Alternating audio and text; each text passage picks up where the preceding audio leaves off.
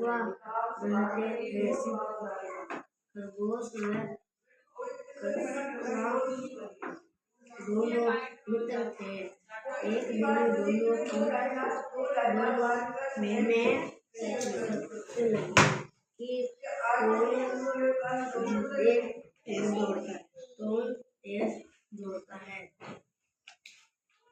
दोनों ने एक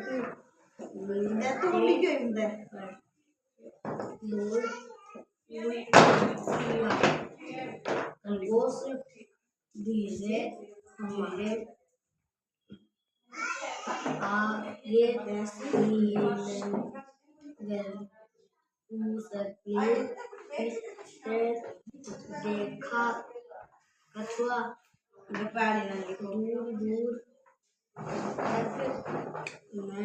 तक नजर नहीं आया। खरगोश पेड़ के नीचे आराम करने लगा।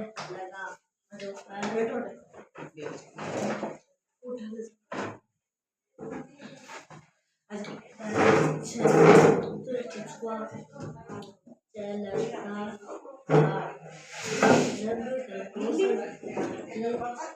नींद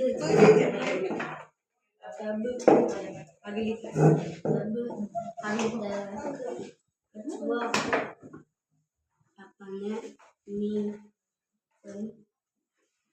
स्थान पर पहुंच सका था। इस दौरान कछुआ जीत गया।